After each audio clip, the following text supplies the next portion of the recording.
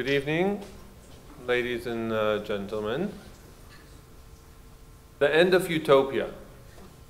The end of utopias. Many people have been talking about the end of utopias and why utopias have vanished, why we can no longer not only realize but even conceive of new utopias. I don't know if utopias have come to an end, but definitely our workshop on utopias that has been taking place in the past 2 days is coming to an end, and we have a special treat for all of us, which and a guest, a keynote speaker. But before I introduce our keynote speaker for this evening, I'd like to remind us all, some of us were just now at the reception, that the Utopia conference, the exhibit that many of you have seen outside, the catalogs that we've prepared, and many other events related to the theme of Utopia have been celebrated in honor of Dr. Leonard Polonsky's 90th anniversary. We are very fortunate to have with us this evening members of the Polonsky family and the Polonsky Foundation, Georgette Bennett, Mark Polonsky, and Rachel Polonsky. So I'd just like to take a few minutes to thank the Polonsky family, and especially to congratulate Dr. Leonard Polonsky on this event, and to invite my teacher, definitely my predecessor here at Leer Jerusalem Institute, Professor Gabi Motzkin, to say a few words. Look around you. This is not the end of Utopia, because right here we constructed a utopia.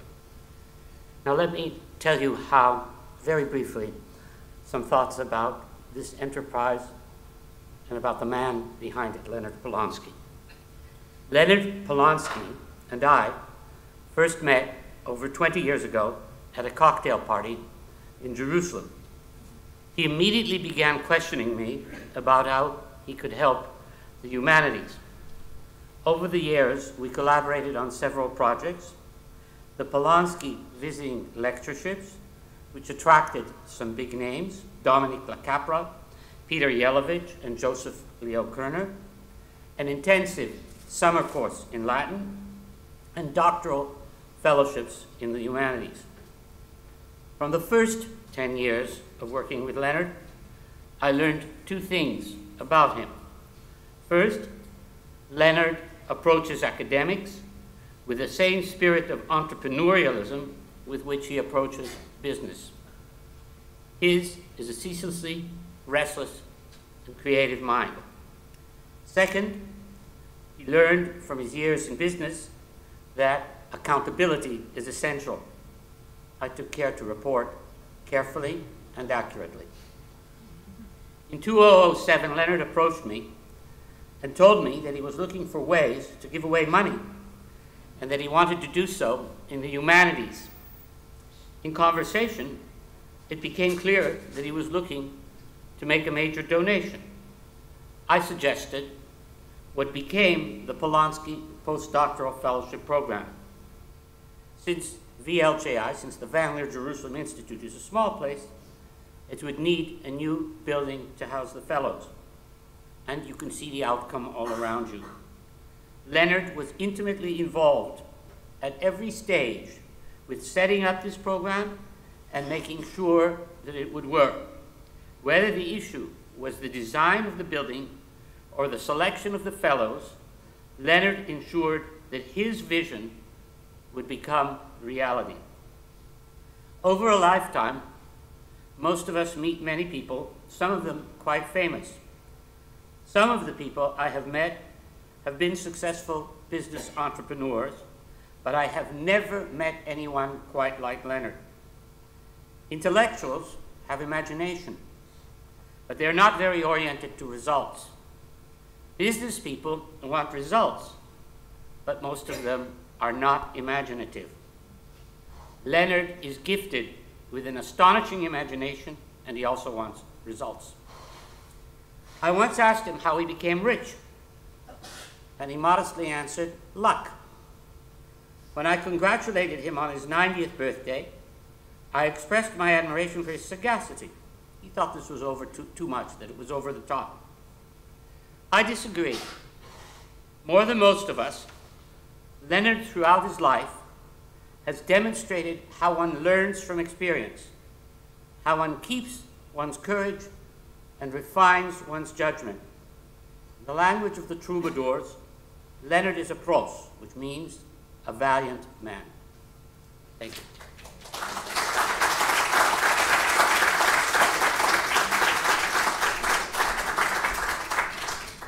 Thank you so much, Professor Gabi Motzkin, who actually came especially from Berlin to this event. Dr. Leonard Polonsky was unable to travel, doctor's orders, last minute call. We are very fortunate to have here with us his son, Mark Polonsky, please.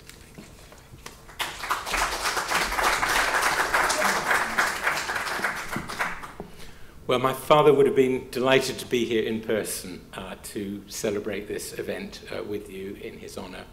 But in his 91st year, he took the view that he didn't think it was sensible to undertake the journey from New York. So instead, he's represented by his wonderful wife, Georgette, and one of his children, and my wife, Rachel. And he's asked me to say a few words on his behalf. My father's deep, lifelong love for the humanities has found a very vivid expression in this flourishing academy. He's delighted with the many brilliant young fellows from Israel and from outside Israel who've chosen this as their home for the crucial years of their postdoctoral work. And on his behalf, I'd like to thank a few people. Gabi, for the many years of close friendship and shared vision which gave rise to this academy. Shai for embracing that vision and taking it forward with such energy and inspiration. And all the others at the Van Leer Jerusalem Institute who, with their day-to-day work, have done so much to make this vision into a marvelously flourishing reality. So, and I'd also like to thank Shai for the lovely idea of having this event in his honor, and for the Goethe Institute for supporting it also, and it really means a great deal to him, so thank you very much.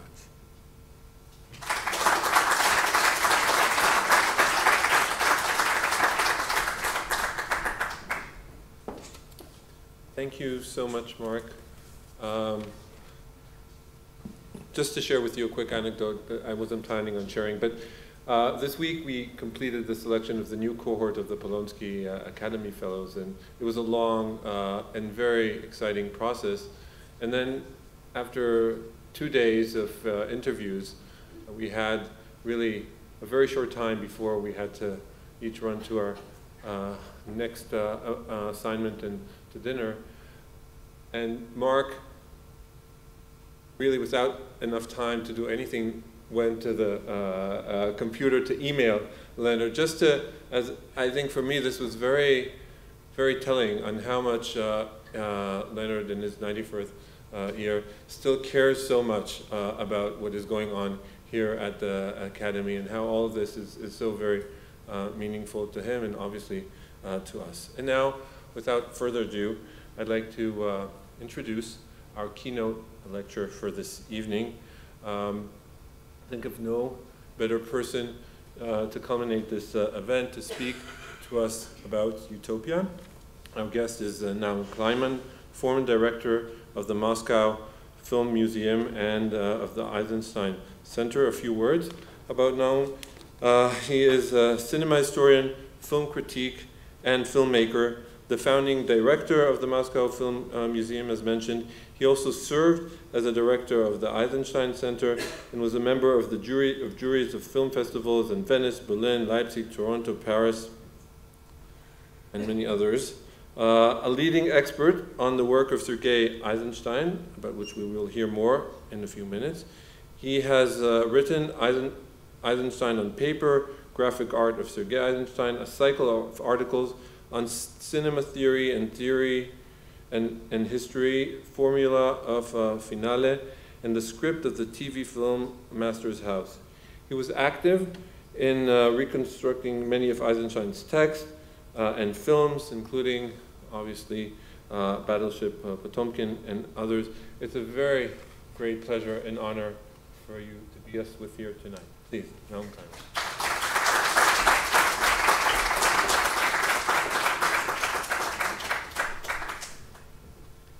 Shalom, good evening, Dobrik Vercher. It's an honor to be here, and first of all, I would love to thank these great institutions, Leer Institute and Polonsky Academy and Foundation, the organizers and participants of the wonderful conference I heard 2 days. It's really a very important topic for us today. And my thanks is not only for the invitation for me to be here with you, but also to see the kind of utopia realized, embodiment of the utopia. This building is a utopia, the conference is a utopia for all humanities, and I think it's one of the best realizations of our dreams we have all over the world. Thank you. Secondly, I have to explain why actually Eisenstein was proposed for this conference. It's not only because this year is 120 years of Eisenstein's birthday and 70 years of his death. His life was very short, only 50 years. This is the third life of Eisenstein, if I can tell so, because his life was not only very successful and unsuccessful at the same time. He became worldwide known after his Battleship Potemkin. Everywhere knew him. He was one of the legend of film history, and many people think that he was one of the fathers of cinema as art and also as theory. In the same time, he was accused from both sides. In the West, many people were thinking he is a communist propaganda filmmaker. His films were forbidden. Even Potemkin was shown only in few countries.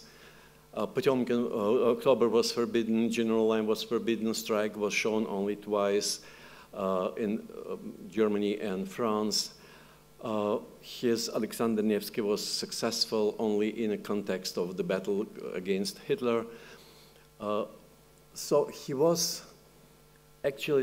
many people were thinking he is a kind of Stalinist propaganda filmmaker. In the same time, in the Soviet Union, he was accused to be formalist, to be an enemy of socialism. And even I saw a document written in 1937 with a recommendation to shoot him, to arrest and shoot Eisenstein because he is enemy of socialism. Thanks God, in the last moment, Stalin didn't sign it. He thought, okay, let's give him the last possibility to make one film more. And Eisenstein made, after Forbidden Belgian Meadow, he made Alexander Nevsky and saved not only his life, but also the possibility to make his masterpiece, the next masterpiece, Ivan the Terrible. And this was not a glorification of Stalin, but accusation, actually. And in Soviet Union, not only the officials accused Eisenstein to be formalist, to be enemy of socialism, but also to be cosmopolitan, because Eisenstein was really a kind of cosmopolitan. He learned a lot from Western art, from old Russian pre-revolution art, from Eastern art, from Chinese, Japanese, and he connected the world in his theories and his films. After his death, it was a short period of silence. You must know that Eisenstein worked day and night. I really don't know when he slept. We have now published 7 volumes of his writings, it's only 1/3 of Eisenstein wrote. So we have his diaries never published, his lectures in Film Institute never published. We have also his correspondence with wonderful people of 20th century, very important exchange of ideas. We have his drawings published only a small part. Actually, Eisenstein is still unknown figure with all his fate. At the same time, in 1956, the first Russian book by Eisenstein was published, 8 years after his death. In his life, only in America, in 1942, the collection of his short articles under the title The Film Sense, translated by his pupil J. Leida, was published first of all in America, then in England, and secretly in Japan. It's unbelievable, but during the war, Japan was in war with the United States, and at the same time filmmakers translated Eisenstein's book into Japanese in 1944, before the end of the war. But Eisenstein didn't see this Japanese, he didn't know even about this Japanese translation.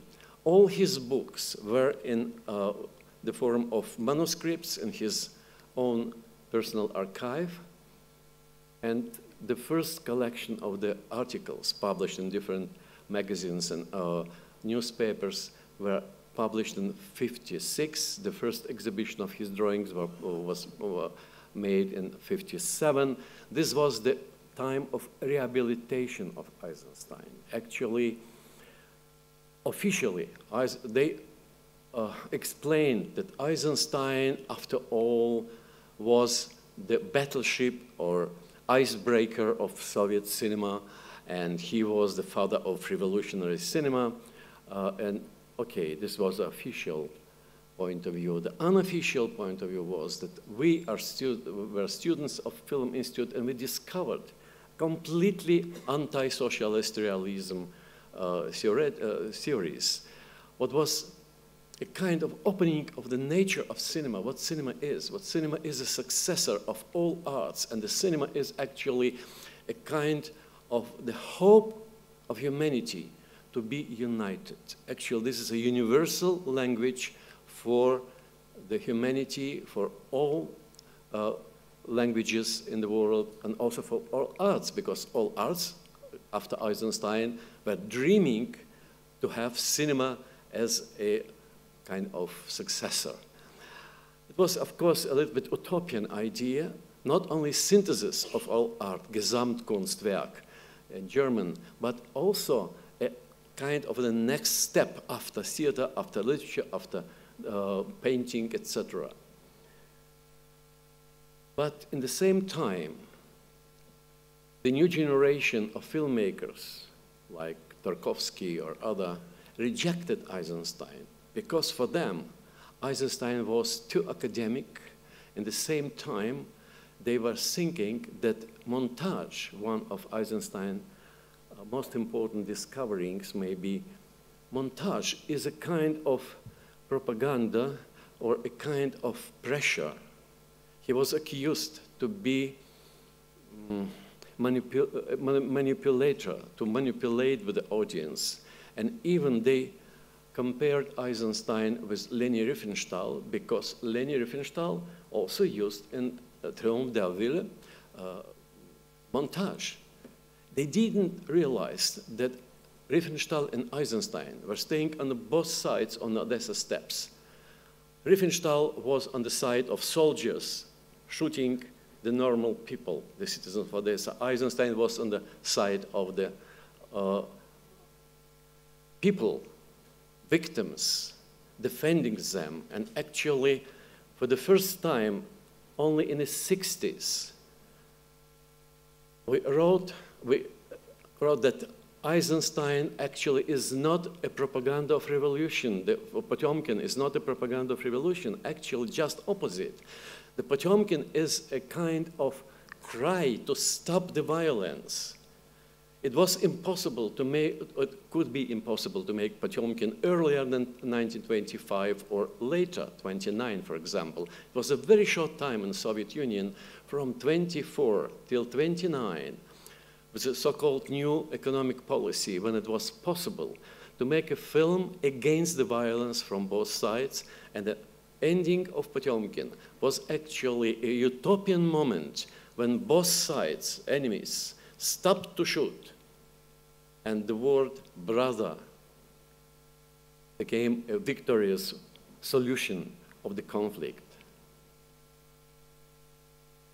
What is very important to understand that nowadays, only 20 years ago, we started to publish Eisenstein's main books.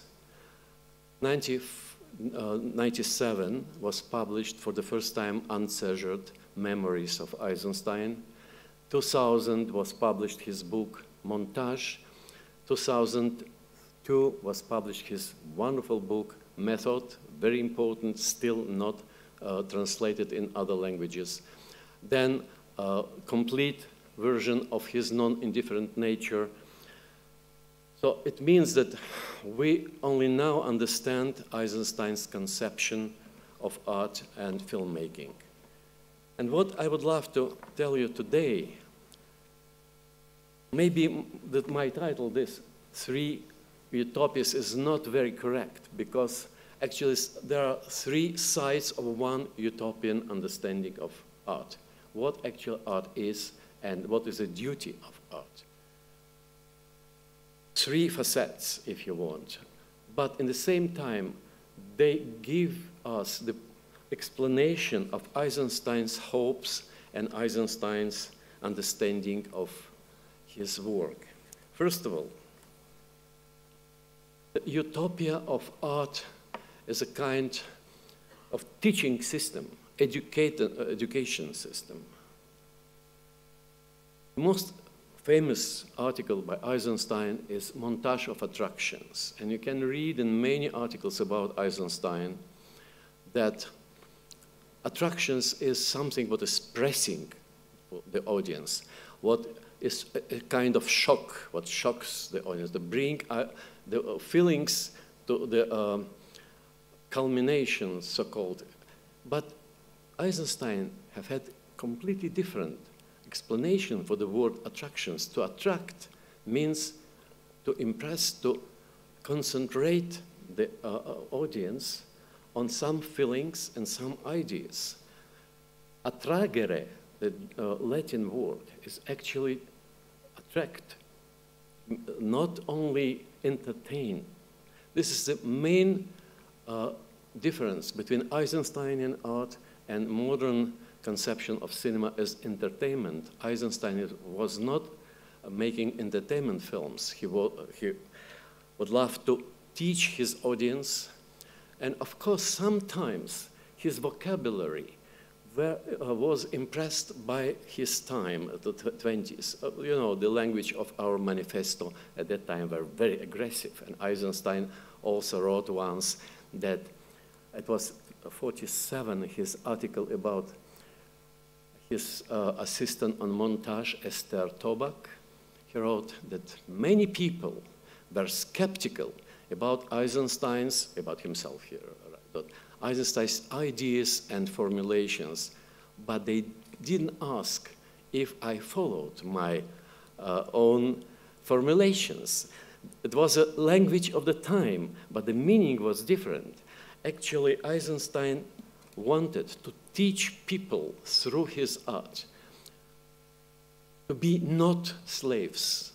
You know, it was a Chekhov's idea that we are slaves, wrote Chekhov, and we must, drop by drop, press out the slaves from our minds. And Eisenstein did not drop by drop. It must be really big portions of slavery. And he was teaching through his art to be citizens, independent, and self-consciousness. This is the most important thing. And the next step after montage of attractions was so-called intellectual montage. in his film October, he was trying to make a construction who will learn the audience to think dialectically. This was his formulation. Intellectual cinema must learn to be independent and to think about history independently. You know, in my youth, some philosophers accusing Eisenstein to be totalitarian director, writing that Brecht is the opposite of Eisenstein. Brecht was teaching with his so-called epic theater the audience to think about what they are seeing on the stage. But Eisenstein wanted the same. Maybe the style was different, but the direction was the same as Brechtian. In the same time, during October, Eisenstein made October 1928, but at 26 till 29, he made the second film, General Line. And the General Line became an experimental field for just opposite stream to understand what is the emotional part of the influence, of the attractions. So it means October was intellectual, more intellectual, and the General Line was oriented to the feelings, to the subconsciousness. And Eisenstein was trying to understand the formula of ecstasy, of the inspiration and emotional attitude. And both films brought him to the next step. His non-realized film, he made only the script, an American tragedy by Dreiser, he wanted to make in Hollywood. He was trying to make for the first time in a film history the inner monologue, like Joyce in Ulysses. So Eisenstein found the formula of inner monologue, the possibility to show what happens in your imagination, in your dreams, or in your memory, directly, not spoken by the voice over, but directly to show what happens. You know, many, many years later, Alain René or Federico Fellini made in Otto e Mezzo, for example, or in L'année dernière à Marienbad, what Eisenstein was trying to make in the 30s in Hollywood. And Hollywood at that time didn't understand Eisenstein's ideas. But the most important thing was that he connected the intellectual and emotional in a very interesting idea of two movements in the same time, to the intellectual upstairs and to the emotional downstairs in subconsciousness, or in a very dangerous idea in Soviet Union, progress and regress in the same time. You can imagine what was in Soviet Union to tell that regress, it was a kind of bourgeois conception. But Eisenstein don't know. Regress is connected to our subconscious, what is not a prison, like Freud is telling, prison, we are punishing our sins to the prison in subconsciousness, is maybe the lost paradise of the early society, and we have to reconstruct this early society in a future classless society. It means that the classless society is not something completely new. It will be a new stage, a synthesis of classless society of the ancient times and the new history, what gives you also emotional life, common life, and also individual life. So it means that the next step, utopian maybe step, is a synthesis of collective life and individual rights, what was completely unusual for Soviet Union at that time. Even made the speech about that in 1935 on the Congress of Filmmakers and was accused, of course, of idealism. It was not materialistic enough. But he thought on the end, like Luther, ich stehe hier, ich kann nicht anders. I stay here, I cannot be different. That was his point of view. And this was, of course, his utopia, that cinema must impress the subconsciousness. Actually, it addresses on the highest level of our analytical thinking. At the same time, we have to use the pre-logical thinking, what is not a primitive thinking. Of course, he knew Levi-Brühl's conception of primitive thinking, or the myths of Fraser, and of course, the mythological thinking was for him a very important part of human heritage.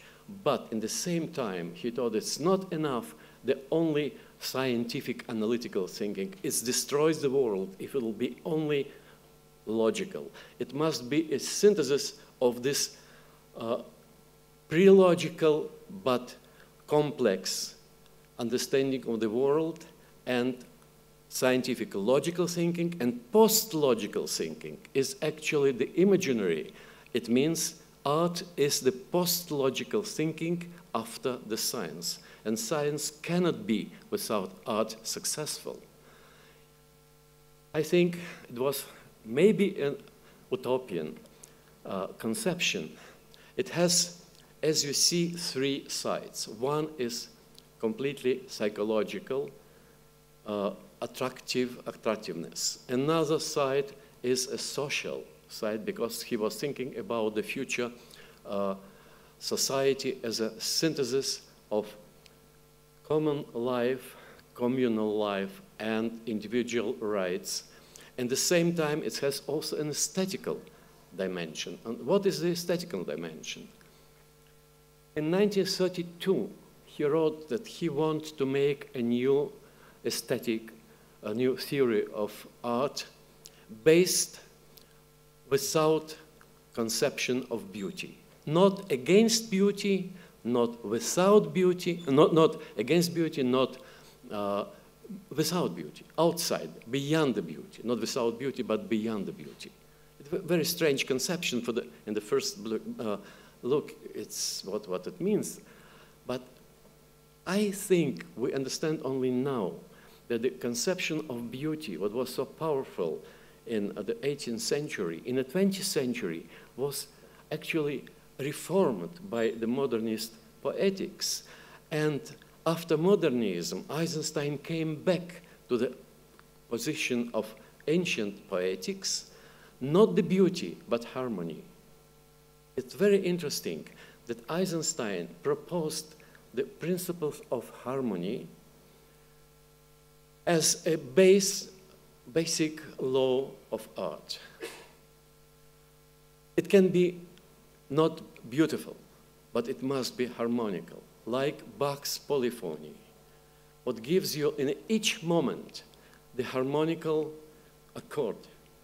But what is also important to understand, that Eisenstein was speculating maybe about the pre-logical thinking, not only because of the history, the big history, but individual history. I remember my professor in the Film Institute, Yureniev, when he read Eisenstein's first pages of his book, Method, told us Eisenstein again became crazy. What was the crazy idea of Eisenstein? That each person unconsciously has a memory about the paradise in 9 months in a mother womb. This was the absolutely harmonical unity. The world was harmony, and his feeling of the fetus is absolutely harmonical in a normal situation, of course. And this actually is the image of the paradise. So the dream of paradise or classless society in the future, is connected to this feeling of 9 months to be in a mother's womb. And actually what art can do, it can provoke this memory to give the feeling of the absolutely harmonic possibility of the world. The world must be harmonized by art. It's, again, a very utopian idea. But if you will see Eisenstein films, with all his tragical moments, you will feel that each moment can be very tragical and very contradictional. But the whole conception and the whole composition is somehow absolutely harmonical. It's like Bach's music, or like really Leonardo da Vinci's composition.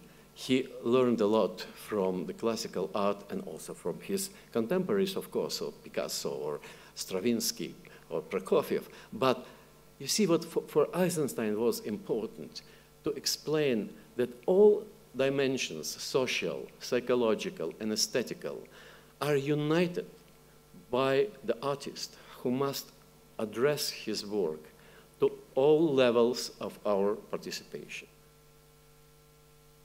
I don't know what classical aesthetics will tell about this conception. We've published now this method is known only in Russian. Now it will be translated into German, and I know our American friends are trying now to make an English translation. But this conception, I'm sure, will provoke a discussion, maybe against Eisenstein ideas, but it will provoke the thinking about the unity of all those dimensions of our lives. And in the end, I would love to come back to the third life of Eisenstein. Why third life? After rehabilitation and criticization, etc., we have now a very strange time for Eisenstein. We have a lot of films about him. There are more films about Eisenstein than he made by himself. And there are also some books about Eisenstein, a lot of researches all over the world. We are making now even the International Eisenstein Society. And many books are mythological. They are bringing a new image of Eisenstein, sometimes very far from the real figure, but maybe this mythological Eisenstein is more important for the presence than the real figure. That happens, you know, for many artists, like Leonardo also is a mythological figure. We know also Pushkin, for example, is an absolutely mythological figure in Russian art and Russian history. And I was now in Japan, and I discovered that also Boissieu, the famous poet, nobody knows actually his biography, but there's an absolutely mythological image of Boissieu, etc. So it means that maybe this is a real life of Eisenstein in art and in history, and his utopian understanding of art will provoke more researches, more discussions, and bring the next step of our art and our science about art. Thank you very much. Sorry for this.